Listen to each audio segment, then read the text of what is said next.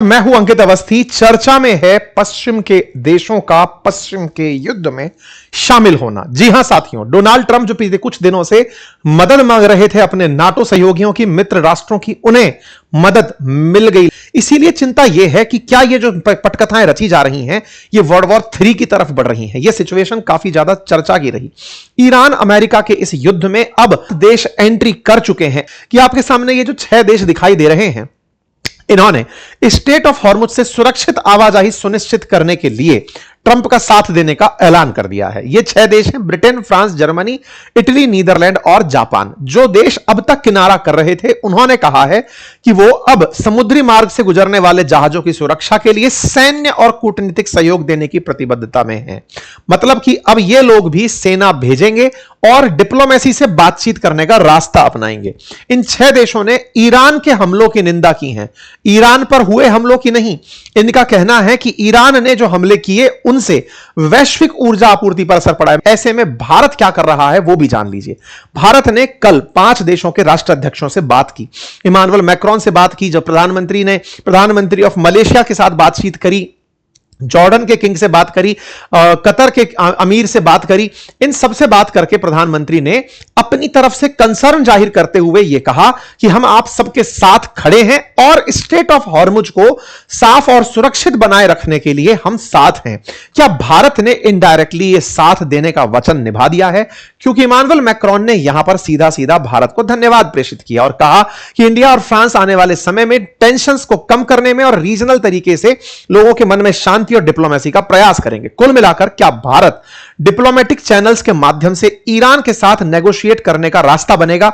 यह अब चर्चा का विषय बन रहा है। देखना होगा इस इजराइल, अमेरिका, ईरान, इन सब के युद्ध में जैसे जैसे पार्टीज कंट्री बनती चली जा रही हैं, उनमें एक स्टेप और होना अपेक्षित है, और वो ये कि कुछ ही दिनों के अंदर पश्चिम एशिया के रिमेनिंग देश यूएई, सऊदी, कतर, बहरीन, ये सब भी अगर जुड़ गए कि चलो अब ईरान पर हमला करेंगे, तो ये बहुत ही घातक हमले हो सकते हैं। क्या यह युद्ध खत्म होने की तरफ बढ़ रहा है, या ज्यादा देशों के जुड़ जाने के बाद ईरान का बहुत से देशों के साथ इकलौते लड़ाई लड़ना इसे क्या विश्व युद्ध में तब्दील कर देगा? मैंने आपको कल भी जब सेशन साझा किया था तब कहा था कि एलपीजी संकट अब उत्पन्न होने वाला है। कारण बताया था कि कतर के जो मेन रिफाइनरी है उस पर जब हमला ईरान ने किया तो वर्ल्ड का 20% एलएनजी सप्लाई प्रभावित हो गया। इसके बाद ये देश इकट्ठा होकर निकले। मतलब आप समझिए कि ट्रंप ने पहले इन सबसे डिमांड की, आ जाओ, ये सब मना करते रहे, हम नहीं आएंगे।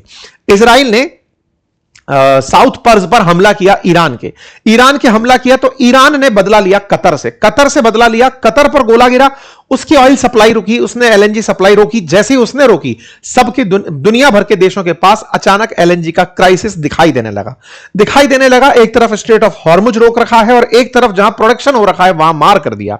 यानबू पोर्ट पर मार कर दिया, यानी कि जो सऊदी अरब का दूसरा पोर्ट रेड सी वाला था उस पर पोर्ट पर मार कर दिया। तो ये सब स्थितियां पश्चिमी देशों के लिए बहुत ज्यादा घुटन जैसी स्थिति हो गई। तो ये लोग मजबूरन बाहर निकल कर आए। कल इन्होंने बकायदा एक जॉइंट स्टेटमेंट दिया और उस जॉइंट स्टेटमेंट में इन्होंने अपनी तरफ से कहा कि हम अब पूरी तरह से तैयार हैं safe passage strait of Hormuz से दिलाने के लिए। लेकिन इन सबके तैयार होने से क्या स्टेट ऑफ हॉर्मुज खुल जाएगा, यह बड़ा सवाल है। ऐसा मैं क्यों कह रहा हूं?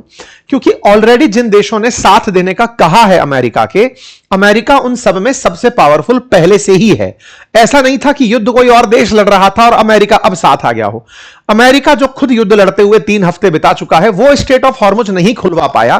तो इन देशों के आने से स्टेट ऑफ हॉर्मुज खुल जाएगा, ये गलतफहमी हो सकती है। लेकिन फायदा क्या हो सकता है कि अमेरिका जो अभी वर्ल्ड में अकेला पड़ रहा था, जिस तरह का नैरेटिव बनता जा रहा था कि अमेरिका इजराइल के कारण कूद गया लेकिन दुनिया का कोई देश साथ नहीं है, इस नैरेटिव वॉर में वो अब थोड़ी बढ़त बना लेगा कि अमेरिका के साथ भी लोग जुड़े हैं। अदरवाइज अमेरिका के साथ साथ दुनिया का कोई भी देश अगर पावरफुल जुड़ता, तो ईरान तो पहले ही कह चुका ना कि जब मैं अमेरिका से नहीं डरा तो तुम्हारी तो मिसाल ही क्या है। ऐसे में सारे देश जो इनके जुड़े, उनका तो अपनी तरफ से रेडीनेस आया ही।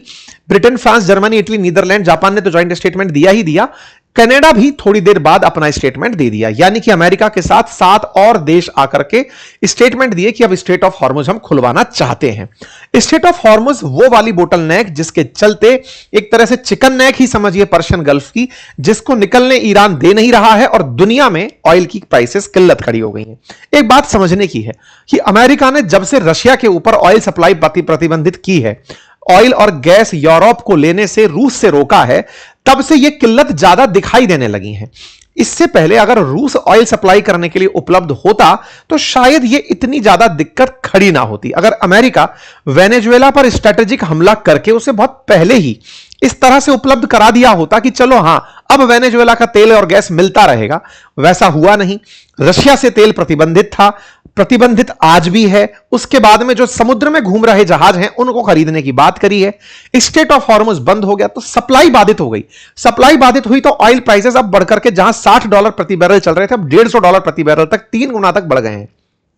इसी के चलते इन देशों को अपनी ऊर्जा आवश्यकता की पूर्ति के लिए आना ही पड़ा। मतलब यह कहानी कुछ ऐसी हो गई कि यूरोप अब जिस तरह से कहते हैं ना कि भाई खुद ही जबरदस्ती इस युद्ध में शामिल हो गया। इसको शामिल करने के लिए कोई भी ना तो यह यूरोप खुद तैयार था और ना ही अमेरिका चाहता था कि मैं यूरोप को लेकर जाऊंगा, लेकिन मजबूरी यह फंस गई कि उसको किल्लत खड़ी हो गई है। एक सबसे जरूरी बात और वो ये कि एक छोटा सा कार्य जो हम अक्सर आपसे रिक्वेस्ट करते हैं वो है चैनल को सब्सक्राइब करने का। मेरे प्यारे साथियों, जहां आप मुझे सुन रहे हैं उसके नीचे एक सब्सक्राइब का बटन दिया हुआ है, जिसे दबाने में कोई खर्च नहीं आता। आपका समय लगता है 2 सेकंड का, लेकिन आपकी ये 2 सेकंड की कीमत हमारे लिए हौसला बनती है। अगर आप इस छोटे से काम को करते हुए आगे बढ़े तो यह हमारे लिए बहुत ही सकारात्मक रहेगा, हमारे हौसले को बढ़ाएगा, हम आप तक और अच्छा काम लेकर पहुंचेंगे ये और सुनिश्चित करेगा। आइए आगे बढ़ते हैं। ट्रंप ने यहां पर शायद साल का सबसे बड़ा डार्क जोक मार दिया। कहा कि जब आप बात कर रहे हो सरप्राइज की, तो जापान से बढ़िया सरप्राइज कौन जान सकता है। ये कौन से सरप्राइज की बात कर रहे थे? पर्ल हार्बर की। पर्ल हार्बर की कहानी इन्होंने चर्चा में लाकर फिर से दुनिया को यह बता दिया कि अमेरिका जो ग्रजेस पालता है, जो नफरत दिमाग में रखता है, वो बहुत लंबे समय तक की पाल कर रखता है। ट्रंप के दिमाग में, जहन में जब ट्रंप पैदा नहीं हुए थे उससे पहले का इतिहास भरा हुआ है। क्या है कहानी वो मैं आपको हल्का सा याद दिला दूं। असल में वर्ष 1941 में जापान के द्वारा पर्ल हार्बर, जो कि हवाई आइलैंड था, पैसिफिक ओशन में द्वीप था, पर्ल हार्बर पोर्ट पर हमला कर दिया गया था। 1939 में सेकेंड वर्ल्ड वॉर शुरू हुआ था और सेकेंड वर्ल्ड वॉर में जापान काफी एग्रेसिव होकर के मतलब लगभग एशिया के देशों पर कंट्रोल करने के बारे में आगे बढ़ रहा था। उसे दिक्कत थी अमेरिका से कि अमेरिका कुछ ना कुछ करके इन लोगों की मदद करेगा। सेकेंड वर्ल्ड वॉर में अमेरिका बहुत लंबे समय तक पार्टी नहीं बना था, लेकिन इन लोगों की मदद करने के लिए वो जापान की ऑयल सप्लाई को रोक दे रहा था। उस समय तक जापान मेजॉरिटी में ऑयल परचेज अमेरिका से करता था, लार्जली अमेरिका से परचेज करता था। अमेरिका ने वर्ल्ड वॉर के समय पर ऑयल एम्बार्गो लगा दिया कि मैं जापान को तेल नहीं बेचूंगा, युद्ध में तो नहीं हूं लेकिन व्यापार नहीं करूंगा। इस पर जापान नाराज हुआ, बोले यार ये बहुत ज्यादा दिमाग लगा रहे हैं। पैसिफिक ओशन में इनका जो पर्ल हार्बर द्वीप है वहां पर इनकी पैसिफिक कमांड है।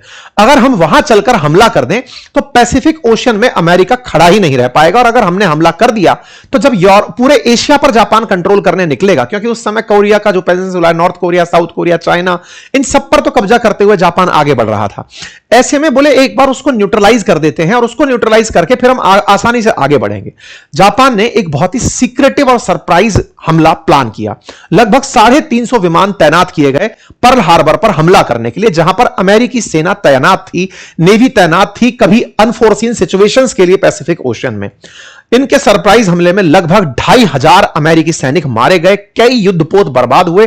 अमेरिका ने अब तक यह कल्पना नहीं की थी कि इस पर इतना बड़ा हमला हो जाएगा। जापान ने बड़ी ही सोची समझी रणनीति से पर्ल हार्बर पर हमला कर दिया था। बस उसी हमले को सरप्राइज हमले में आज तक का सबसे बड़ा हमला माना जाता है। ट्रंप ने वही याद दिलाते हुए कहा कि 2500 सैनिकों को आपने मार दिया। यह नहीं बोला, आपने कहा पर्ल हार्बर जो जापान ने सरप्राइज किया उससे ज्यादा सरप्राइजिंग क्या हो सकता है। अब एक पॉइंट यहां पर नोटिस करने का है कि अमेरिका ने उसी पर्ल हार्बर का बदला हिरोशिमा नागासाकी पर बम गिराकर, न्यूक्लियर बम गिराकर लिया था। तो क्या आने वाले टाइम पर स्थितियां और विकट होंगी अगर रेफरेंस में आपके पर्ल हार्बर चल रहा है, आपके रेफरेंस में वर्ल्ड वॉर 2 चल रहा है। देखना होगा आने वाले समय में ये कितने दिन के अंदर हमले समाप्त होते हैं। बदले में अपडेट के अंदर जानकारी यह है कि ईरान ने अमेरिका के F-35 को निशाना बना दिया है, जिस पर मैं डिटेल जानकारी कुछ ही देर में आप लोगों के साथ साझा करूंगा। फिलहाल के लिए इतना ही। जानकारी पसंद आई हो तो साथियों के साथ साझा करें। चैनल पर नए हैं तो सब्सक्राइब करना बिल्कुल ना भूलें। बहुत बहुत धन्यवाद।